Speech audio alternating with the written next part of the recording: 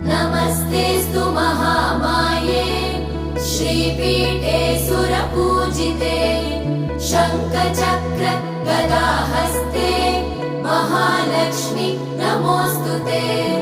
नमस्ते गरुडारूढे कोलासुरभयङ्करी सर्वपाप हरे देवी महालक्ष्मी नमोऽस्तुते।